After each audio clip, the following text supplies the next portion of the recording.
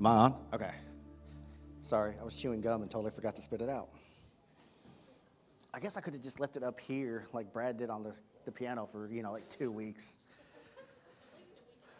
I love our worship pastor, but for 2 weeks there's been gum sitting on the keyboard, and he tried to blame it on Kayla. He tried to blame it on you, so I had to spit mine out before I got up on stage. And so I apologize. I'm still nervous. Don't know why.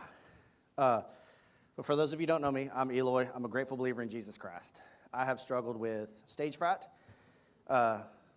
depression, anger, animosity, pornography. I've battled alcohol for a long time. Have I mentioned that I'm still struggling with stage fright? But we're good. So tonight we're going to talk about amends. And I'll be completely honest with you. I thought my lesson was on admit. So I typed up this really awesome one, had it ready to go, had practiced it, got it ready. And then somebody's like, you're on amends, not admit. And I'm like, great. My least favorite lesson. Because I have a hard time making amends or giving forgiveness. But tonight is going to be a challenging step in our recovery. Because tonight we have to make amends for harm we've caused to others. Making our amends is the beginning of the end of our isolation from others, from God, and most importantly from ourselves. This takes serious courage, but is a very freeing experience that you won't want to miss out on. Up until this point in our recovery, we have focused on just the personal side of our lives. This was achieved by admitting that we were powerless, that we were turning our lives and our wills over to Christ's care and control. We were doing our inventories. We were sharing our wrongs, our sins with another person, and we were admitting our shortcomings and asking God to remove them. But tonight we're going to be focusing on recovery on the internal part, that relational recovery, beginning with the repair work necessary to improve our interpersonal relationships. Why I put a big word, I still don't know. But making amends is the beginning of the end of our isolation again from God, others, and ourselves. Keep in mind that in this step, it only asks us to make a list of those who have harmed us and that we are willing to make amends to. Some of us might need to ask God to give us that willingness to make those amends, and that's okay. Being in prayer, asking your accountability partner, your sponsor, asking a leader, all those will help the process for you to have that willingness to start making those amends, to give you that strength, that courage, and that compassion that you need. I was telling Pastor Jeff this morning that I'm kind of struggling with one on a personal level, and it's my daughter's mom. And if you've ever heard me talk, I always talk about my kids. In about a month, I'll be in Virginia walking my daughter down the aisle. That's not the bad part. The bad part is her mom won't be there. So my daughter's been married a year now. She got married because her husband is in the military. He's Navy. So they got married last year, and they wanted to do something for all of the family. Well, last Friday was their one-year anniversary, so we were supposed to do it then. But her mom was on a cruise. So my daughter sends out dates and says, hey, what works for everybody? We all gave our dates. We picked the end of August. I found out a couple weeks ago that my wife has now planned a trip to Disney World the same weekend that her daughter is getting married. I'm having a hard time with that. And it was funny because Pastor Jeff, he's brilliant in everything that he does. And in what he says, and I'm going to try not to mess it up. He talked about the serenity prayer. And it says, God, grant me the serenity to accept the things I cannot change, the courage to change the things I can, and the wisdom to know the difference. The wisdom is for me to keep my mouth shut right now. The reason for that is because the people that love my daughter will be there. The people that want to celebrate her are making the choice to be there. We're going to have the best time. We're not going to dwell on the past. And I wish I could take some of how my daughter explained it to me the other day. And she's like, why dwell on it? Why change something I can't change? And I said, why are you so smart?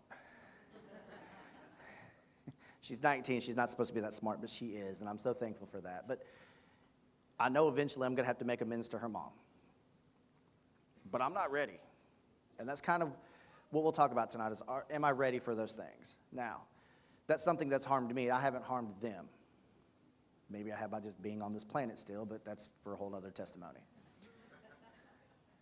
But it's one of those things where when I didn't like this lesson, I started getting taught these lessons about making amends.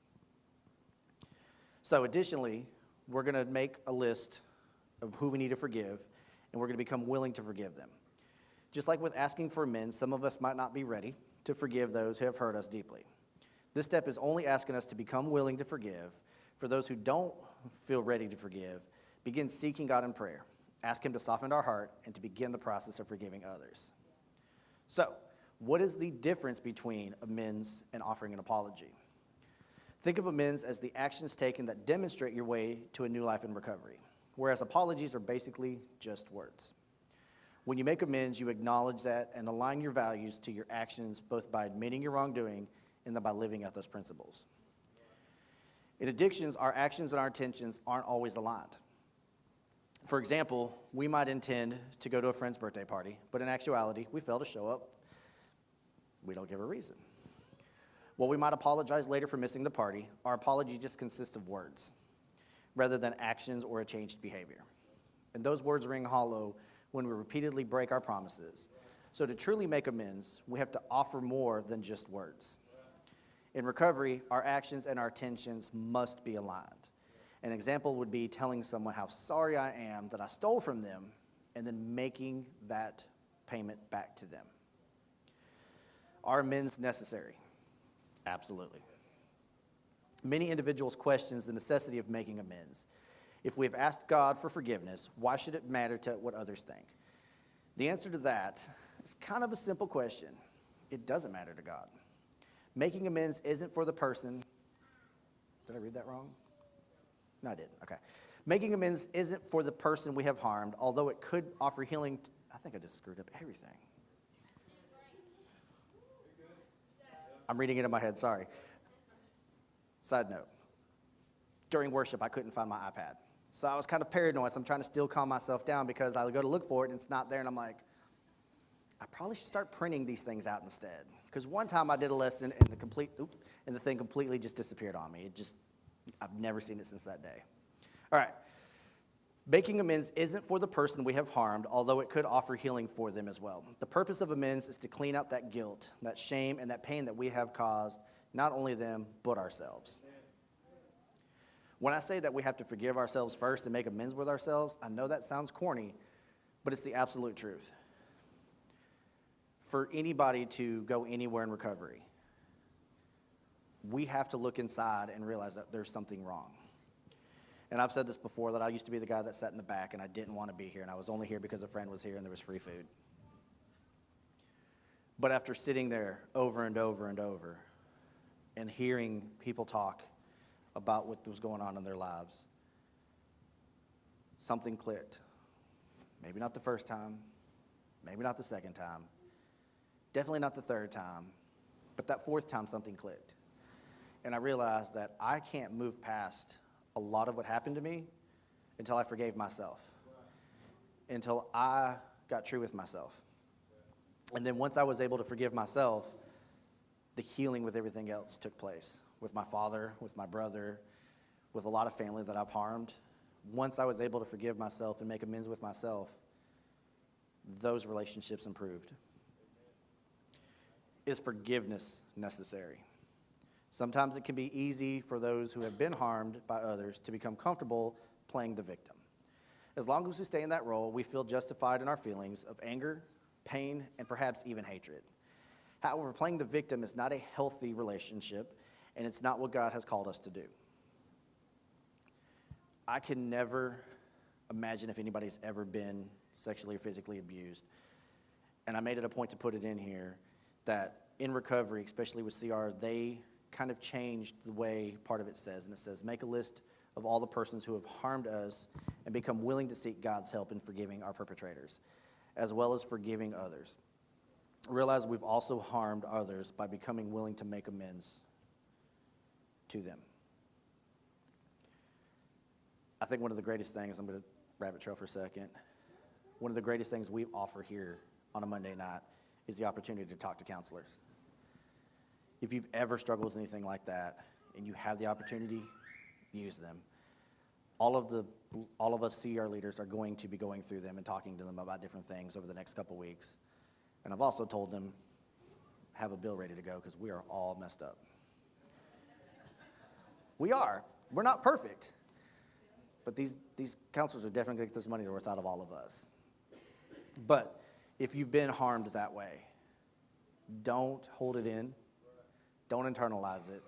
Talk to somebody. And that's the greatest thing, that when Pastor Jeff said that we're going to start having counselors on Monday night, that was probably one of the biggest things that was received. A life characterized by bitterness and resentment and anger will only kill you emotionally, and it will shrivel your soul. They will produce what we call in recovery as the 3 Ds: depression, despair, and discouragement. Hanging on to our unforgiveness will always cause more harm to others than it will ourselves or the person that has wronged you. Should amends be for everyone? The second part of Principle 6 also says to make amends for harm I've done to others, except when to do so would harm them or others. Sometimes making amends would cause more harm than good to individuals that we have harmed. If in doubt, talk to your sponsor, talk to your accountability partner, talk to somebody that's not related to that situation, and get that perspective. Because you don't know what might happen, and having an alternative perspective is always a great thing. If making amends or offering forgiveness is not practical, like the person has passed away, or it will cause harm, there's always ways to express yourself without having to talk to that person. One of the best ways is to write it down. Then talk with it over here with your accountability partner, your sponsor, and then burn it. Once the letter is written, consider doing those things. And then by watching it burn or throwing it away or doing whatever it does, that gives you that sense that you've completed what you're obligated to do, and you shouldn't have any more burdens. So, let's talk about some of the ways we can make amends. The first one is that we need to admit the harm and the hurt. It's important to face those hurts, those resentments, and those wrongs that we have caused, either to ourselves or to others. Holding on to those resentments will both block your recovery and block God's forgiveness. Don't judge others, and God will not judge you. Do not condemn others, and God will not condemn you. Forgive others, and God will forgive you. That's out of Luke 6:37. If you've ever heard me talk, you know that for a long time, I was the driving wedge in my family. And it caused me to lose a relationship with my dad, my brother. It put a strain on my mom. It hurt, the marriage to my dad. It caused him to lose friends. When we were celebrating Father's Day this last couple weeks ago with my dad, I got to talk to my brother a lot more than we have in the last couple of years. And then one night, I think my brother was putting my nephew to bed, and me and my dad were outside on the back porch talking. And he goes, "You will not realize how happy I am right now." And I asked him what he meant. He goes, "You and your brother." He goes, "I have prayed and begged for the day that I could see you two get along." A couple years ago, when I had seen him for the first time in probably close to 10 years, we took a road trip down to go pick up my son, and we had one of the hardest conversations I think we've ever had. And we put a lot of things on the table. We talked about how I was jealous of him growing up, and how he was jealous of me. And I was like, I don't see how, because you got away with everything that I didn't, because you learned from my mistakes. But we talked about that, and we got a lot of things out. So as we've seen each other again over the last couple of years, our conversations have been more just what they used to be. But to see my dad have his 2 sons and his 3 grandsons for Father's Day in the same house, he never thought that would ever happen. But to see him smile and to laugh and to joke, all that hurt, it's no more. All the harm that me and my brother did, that I did, not my brother, but that I did to my brother, to my dad, we moved past it. And I'm so thankful for that. The second thing we can do is we can make a list. In our inventory, one of our columns should be the list of people who we need to forgive. And in another column, it should be the people that we owe amends to. Consider any others that you might need to add. At this point, don't worry about how to make those amends or how to forgive. Simply just write them down. Be as accurate as possible and be willing to begin that process. Luke 6:31 says, treat others as you would want them to treat you.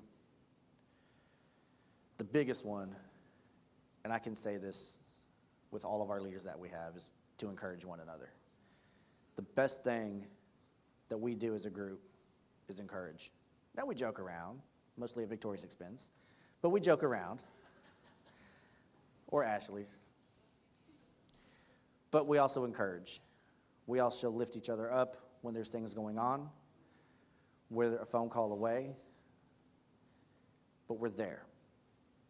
And that's what we as leaders need to do for everybody here as well. We need to encourage you. We need to be there for you. Before beginning the process, be sure to meet with your sponsor or your accountability partner.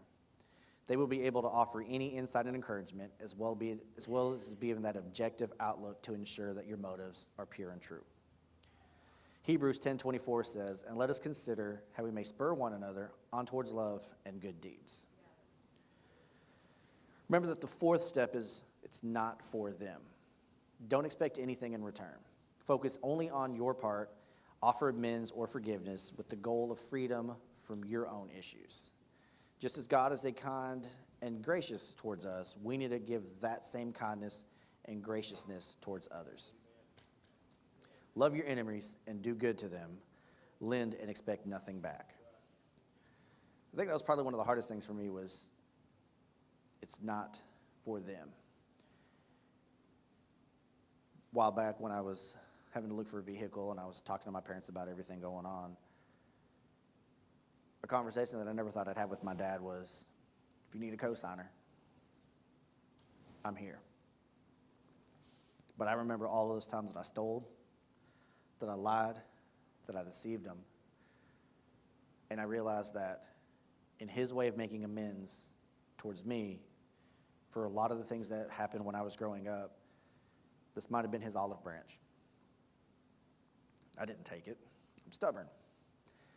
But that offer that I never expected was there. For him, and I remember part of our conversation was like, I can't take it. And he says, why? And I said, because, and I brought up all those things of the past. And he says, why are we bringing this up? He goes, that was 10 plus years ago. He goes, let's look at the last 5. I said, okay. And he explained everything that has happened over the last 5 years and why he thought that I deserved that. Then when I was talking to my brother a couple weeks ago, he said that Dad had called him and said that he was going to make that offer. And I can't repeat what my brother said because I'm on live stream and I'm also in church. But he was he was supportive of it. And that was another step in that whole healing process, was knowing that my brother had gotten past a lot of what I did too. And he was okay with it because my brother was one of those guys that's like, you need to quit babying him. You need to quit taking care of him. You need to let him fall on his face and pull himself back up. And so for my brother to say that, it's almost kind of like a stamp of approval. It's almost like him saying, I'm proud of you, without saying, I'm proud of you. We have to do it at the right time. When it comes to this step, timing is the key. Before moving forward, we have to ask God for his guidance, his direction, and ultimately his timing. Not only does the timing we need to be right for just us, but it's imperative that the time be right for that other person. This is going to be probably one of the hardest parts of this process, and it's important not to use timing as an excuse to not proceed. Don't wait until you feel like you're making amends or offering that forgiveness. That feeling may never come. I never feel like going to the dentist to get a cavity or a tooth pulled, but I know that if I don't, it will only become more of a pain, and the suffering will never end. We might have to proceed with this step even more than one time, even if we don't feel like it.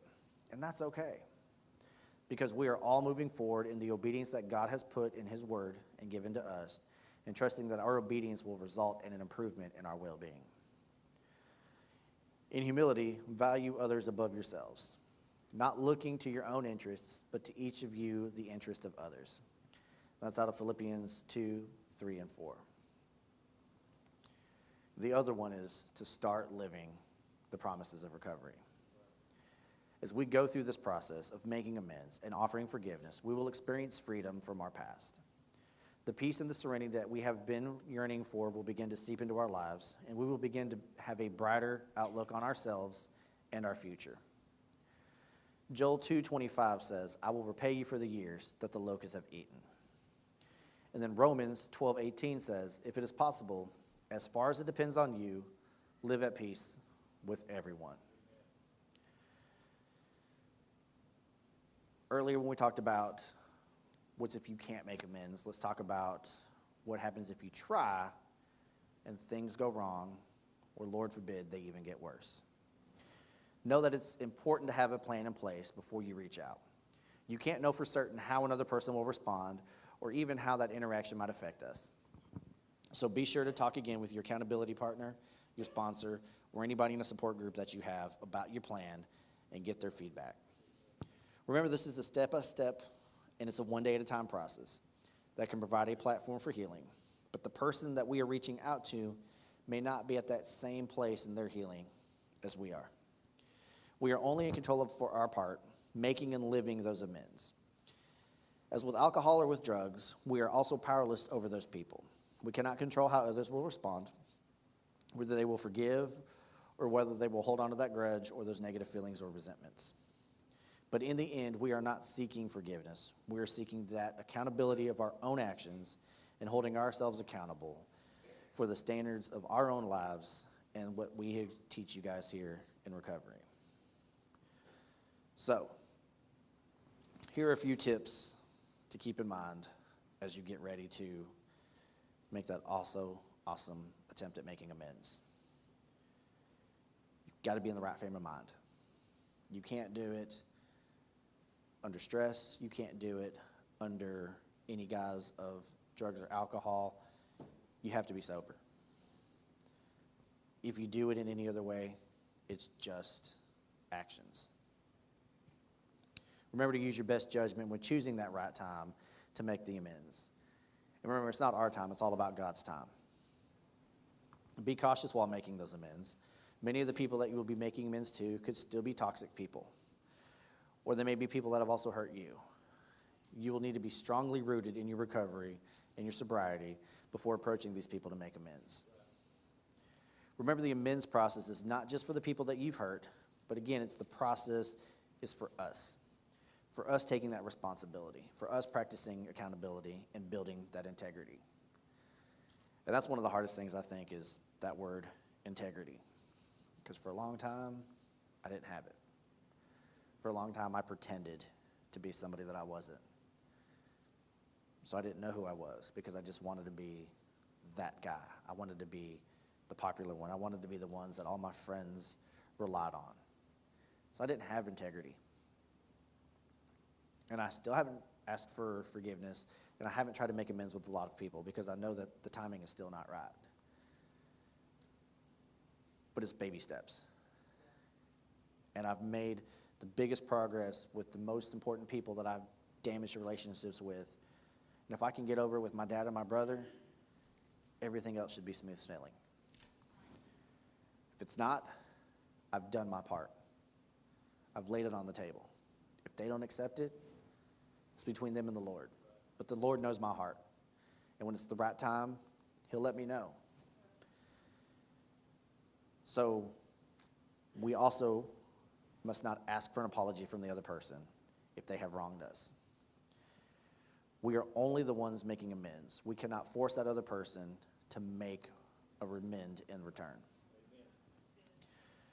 Kind of like what I said a minute ago. Amends will get easier once you have started making them, so don't be discouraged.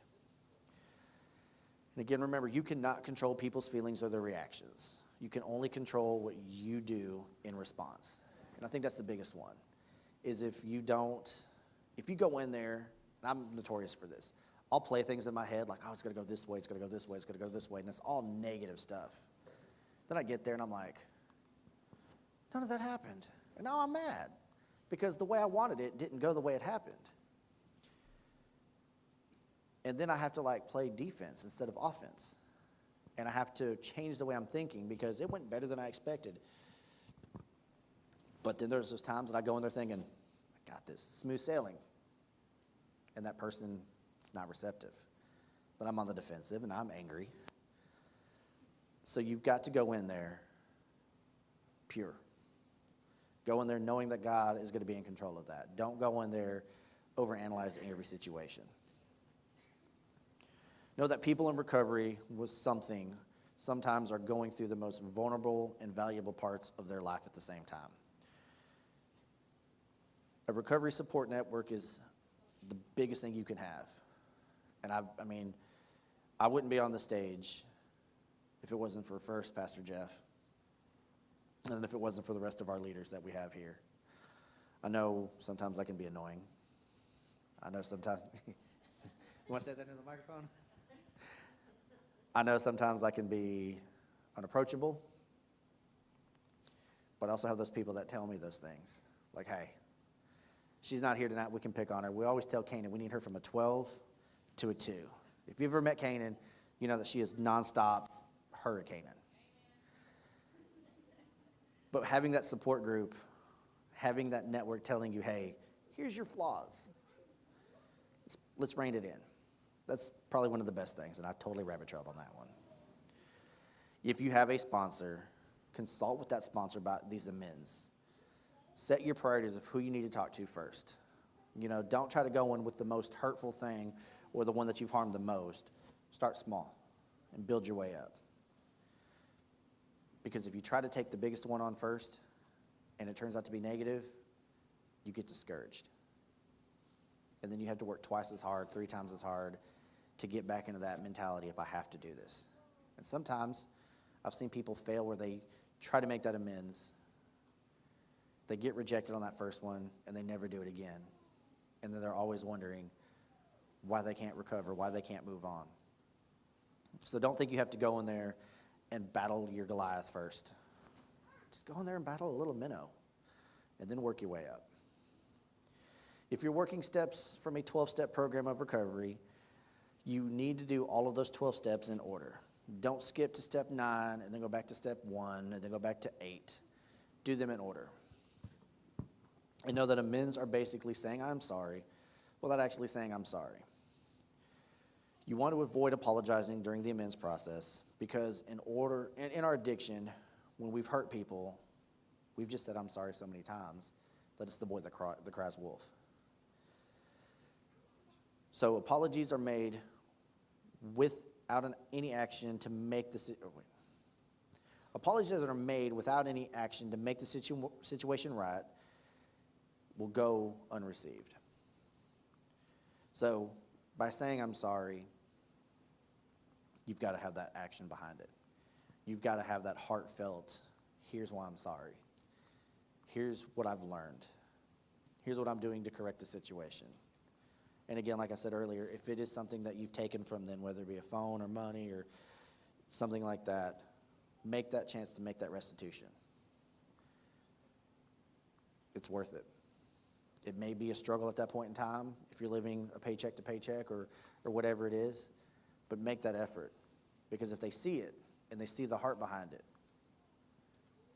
they'll know it's real. Acknowledge, again, like I just said, acknowledge why you're wrong. Tell them that you're working on yourselves to make sure that you don't ever repeat this step again. And make sure that you make it right with them before you leave. Remember that some of the best amends that are done are the ones in the form of a living amends. That's living the life that God has for you. Stepping out, showing them, loving on them, being there for them. You could go in there asking for amends, and if this person and you haven't been friends for a long time, you may not know what that person needs, but you may form a friendship out of it again. But just also remember that if they're still in a struggle, if they're still in a hurt, habit, or hang-up, go with caution, because you don't want that friendship to bring you back down with them. I hope I've helped somebody here tonight. I know I've rambled a little bit. I know we're getting close on time, but if you're struggling with an amends, if you're struggling trying to start that process, reach out to some of the leaders here. We'll be glad to sit down with you and kind of give you some ideas of what you need to do, or just listen. If you guys are watching on live stream, thank y'all. Y'all can turn it off now.